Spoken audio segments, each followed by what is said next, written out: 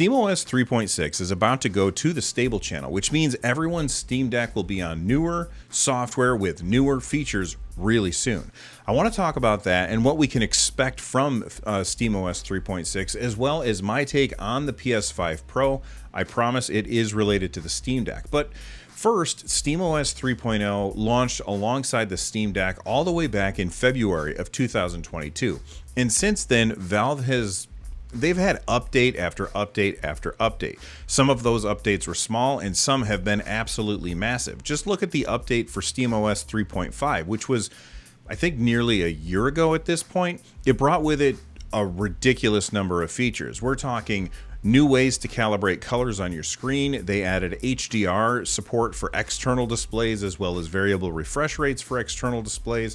They updated the way that scaling and filtering worked in the quick access menu for when you were running lower resolution stuff and wanted to upscale that lower resolution to higher resolutions. And that's just a few of the changes that came with 3.5. SteamOS 3.6 just got its first release candidate, and I have to say, comparing it to SteamOS 3.5, there are not nearly as much new features going on here. And that's a good thing. And I'm going to get to why that's a good thing later on in the video. So today, I want to take a look at what's coming for SteamOS 3.6, why it's a good thing that Valve updates are slowing down. But first, it's been a while since I've taken a look at handheld docks. And with all of the new handhelds that I have here in the NerdNest, I needed something that could fit anything. So let's take a look at that with the sponsor of today's video, JSAUX. There are a lot of docks out there for your favorite PC handhelds, but because the ROG Ally X is so thick in the middle, thanks to that massive 80 watt-hour battery, none of the docks that I have here in the NerdNest actually fit with it.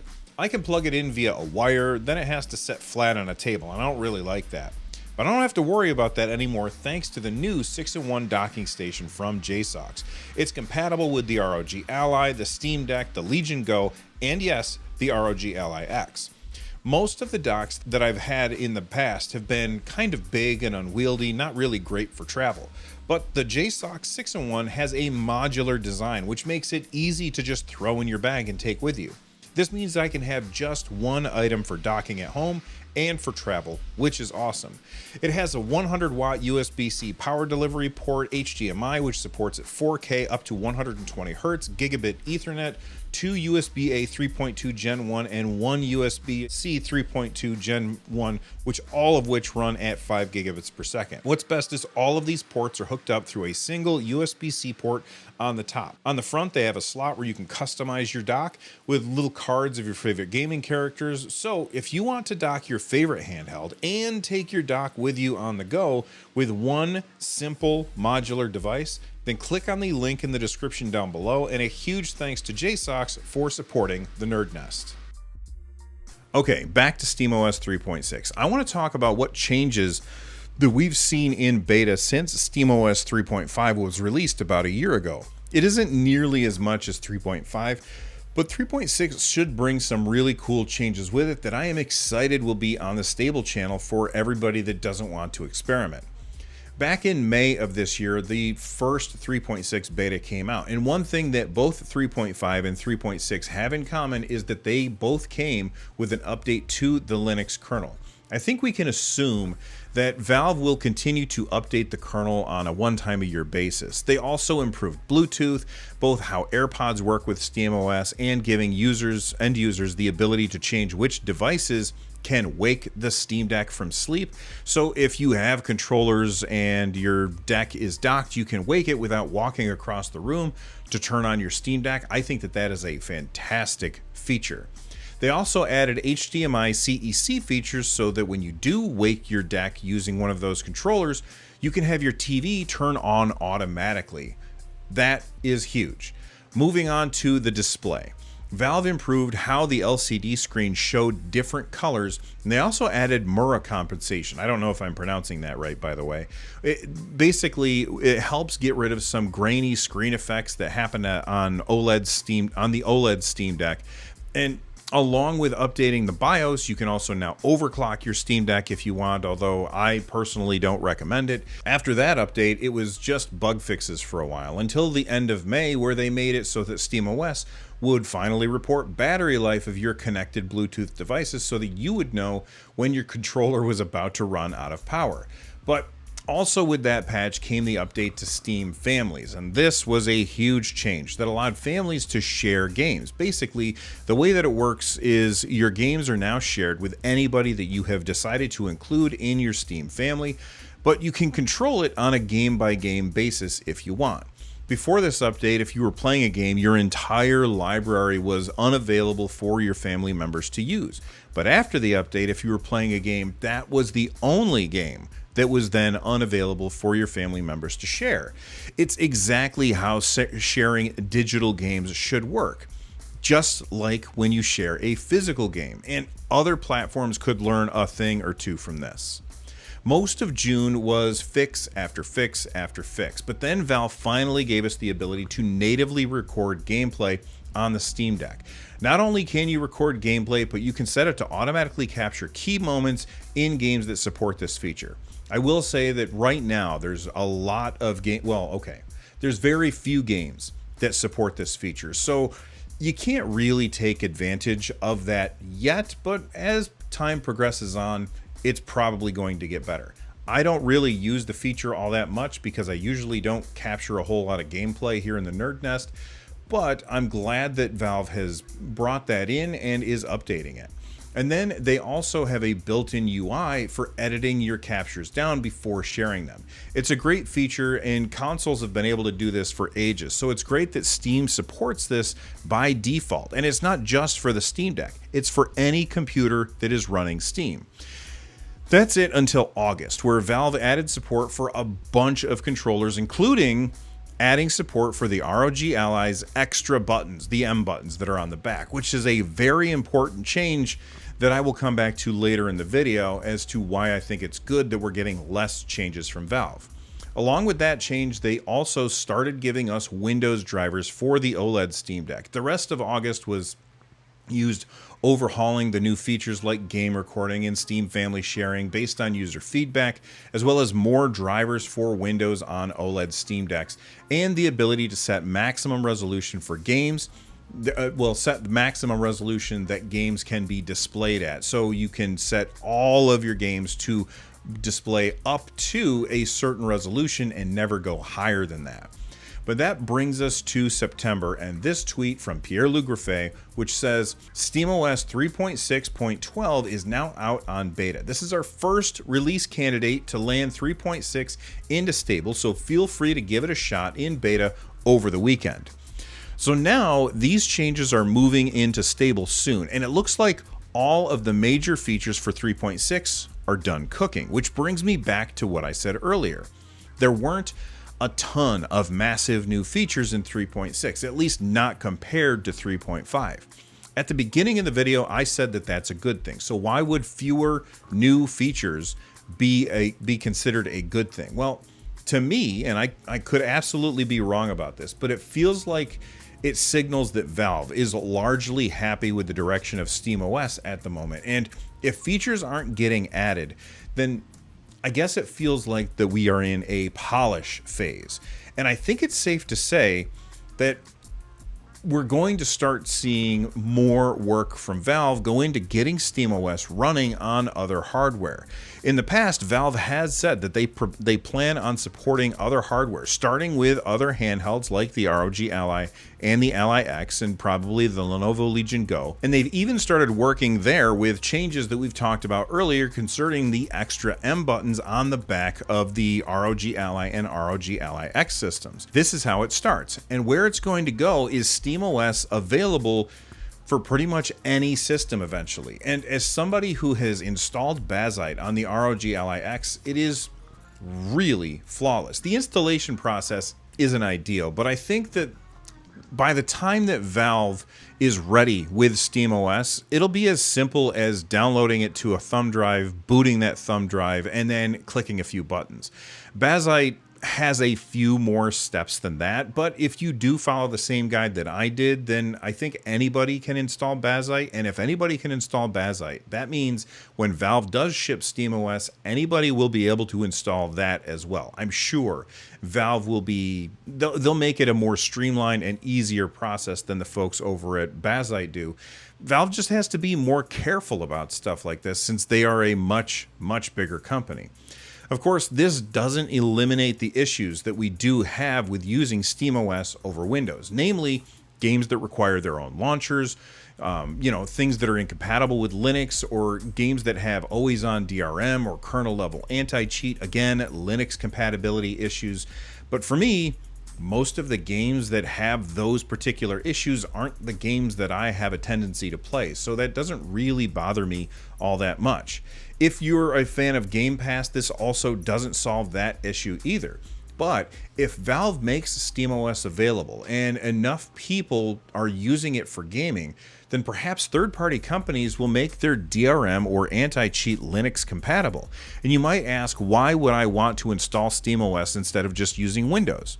I certainly can't speak for everybody else, so I cannot speak for your use case. But for me, the controller UI is much better. I don't really play games with a mouse and keyboard very often, and I have my PC hooked up to a TV where I don't want to use a mouse and keyboard if I can avoid it. The UI for SteamOS solves that problem. And somebody might say, well, the UI for SteamOS is the same thing that's in Steam Big Picture mode, but every time that I'm using Steam Big Picture mode on Windows, there's always some kind of Windows pop-up that jumps up and gets in my way, and I have to then either connect a keyboard or connect a mouse or grab one of these things and use this, and it's always just kind of a pain. So if I can install SteamOS and Bazzite and have that on my PC and just hook my PC up to a TV like a console, then that is a win for me. All right, speaking of consoles, let's move on to the PS5 Pro, which was announced yesterday. Pretty much all of the leaks turned out to be spot on, and the price is about it's $699 or $700. I saw a lot of pushback on that price all over the internet, and I definitely want to talk about my take on the price. But first, I want to talk about what you're getting for that $699 and what you're not getting for that $699. First off, the new GPU in the PS5 Pro has 67% more compute units than the current PS5 console. The memory in the new system is 28% faster than the old system, which means faster rendering during gameplay. They also have improved ray tracing capabilities so that your arrays can be traced up to 3 times faster, and they included their AI upscaling tech called PSSR, or PlayStation Spectral Super Resolution, which takes lower resolution images and upscales it to a higher resolution image, giving you a nice clear picture and higher frame rates at the same time because the system isn't rendering a true 4K image. Of course, we'll see how good PSSR actually is. If it has the ability to trick us into thinking that it's 4K, we will have to wait to find out. I really hope that they can do it. Okay, that's what you're getting with the PS5 Pro. What aren't you getting for that $700? Well, first off, you're not getting a stand. I don't know that you need a stand for the PS5 Pro, but you're not getting one anyway. So you'll have to set up your PS5 Pro on its side, which is actually my preference. If you decide to go vertical, you'll have to hope that it doesn't tip over. If you do decide to go vertical, you will probably want to buy a stand for $30. Listen, Sony, if you're charging $700 for a console, include a fucking stand, or hear me out, don't include a stand and make your console a damn rectangle so we don't have to have a stand at all. The PS5 and the PS5 Pro and the PS5 Slim, they look stupid. Just make a rectangle. Anyway, I digress. You're also not getting a disk drive. So if you're either all digital or you can buy a separate drive for $80. So if you prefer to buy games physically, the price of a PS5 Pro is actually $780. I do get why they're selling it without the drive. Sony has access to data about how many people are playing games digitally and how many people are playing games on disc, and They know far better than any of us do whether or not those disk drives are actually getting used. I have a PS5 with a disk slot, and I have literally never put the disc in. The only reason that I got that version of the PS5 was because I could not find the digital only, because I got it when it was really hard to find PS5s. So Sony knows far better than any of us do whether or not those drives are getting used. So by removing it, they give themselves the option of lowering the price a little bit, and they still give people the option of upgrading down the line if they want. The other way of looking at it is if it had a disk drive built in, then I'm betting the price point would have been, I'm going to say $749, and removing the drive changes that 7 in the front of the number to a 6. But more importantly, it allows Sony to raise the price of the console and the disk drive by roughly $30, which of course they are going to do. Sony absolutely knows what they're doing here, and it is scummy as hell, but it also lowered the price a bit, and both things can be true at the same time. Now, whether or not all of that stuff that you do get or don't get is worth up to $700 is up to each person individually. Most things that I saw that people were saying is that they thought it was overpriced. I don't know that I agree. Is it expensive? Absolutely. But is it overpriced? I don't think so. And the reason that I don't think it's overpriced to me is it is a luxury item. No one needs to have a PS5 Pro. You could just buy a PS5 digital for $450 right now. And with the PS5 Pro coming in November, you'll probably be able to get a PS5 digital cheaper than on the secondhand market soon. This feels very similar to handheld PCs. The Steam Deck OLED is $700. The ROG Ally X is $800. Or you can get the LCD deck for as low as $400. Or you can get the ROG Ally from last year for $500 if you want to go with the Z1 chip, which I would never recommend, or $650 for the Z1 Extreme chip. If people are okay with the price of the most expensive Steam Deck being $650, or the most expensive ROG Ally being $800, or the Lenovo Legion Go at $750, then I think that those people should also be okay with the price of the most expensive PS5 to be $700. Does that mean that those people should rush out and buy one? No, probably not. But if you're okay with the handheld pricing structure, then you ought to be okay with the PS5 pricing structure too. I know, it's a hot take and I'm going to get a bunch of hate about it. I fully anticipate people sounding off in the comments about how they have been able to get various hardware much cheaper than MSRP, and that's great, but that's not what I'm talking about here. I'm talking about the sticker price, and the sticker price of the most expensive PS5 is right in line with the most expensive handhelds. But people like Valve, so it's okay, and people don't like Sony, so it's not okay.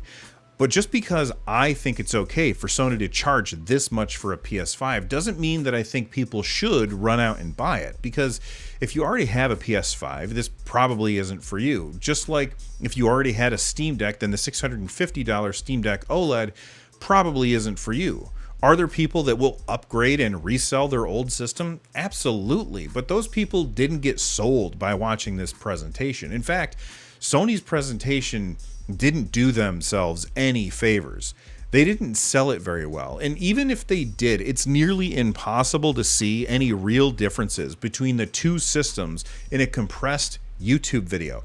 Nobody is going to watch the presentation with Mark Cerny and come away wanting a PS5 Pro that didn't already decide that they wanted one as soon as the rumors started churning. The PS5 Pro is for the hardcore PlayStation fans. The same people that bought a PS Portal, they bought a PSVR 2, they bought a PS5, and then they turned around and bought a PS5 Slim after that. The PS5 Pro is also for people that don't have a PS5 at all, and they want to jump in with a new one. That's what I did with the PS4 Pro. But the PS5 Pro isn't for everyone. And that's okay. There are cheaper alternatives if you want to play console games, or you can buy a handheld PC and still be able to play a lot of those games. I will say that I see tons of people saying just buy a PC for $700. And I gotta be honest, I don't see how you can build a PC that can do what the PS5 does for that price, especially because the PS5 also comes with a $70 controller and a nice HDMI cable. Maybe if you get some really good deals, you can do that, but I'm not an expert when it comes to building PCs anymore. Back in the day, I would build my own PC, but I don't really have time to do research on that these days. And if you're somebody that already has a high-end PC, I can see skipping something like the PS5. It makes a lot of sense. But there are tons of people out there that have no interest in building a high-end PC or dealing with the things that come from PC gaming. And if they don't already have one, then perhaps picking up a PS5 is what they ought to do. Either way, I think that saying that the deck is fine at $650, but the PS5 is overpriced at $700 is kind of suspect. Anyway, let me know what you all think in the comment section down below that like button. And before you go, check out this video right here. YouTube seems to think it's perfect for you. From the Nerd Nest, I'm Bill. Stay rad, everybody.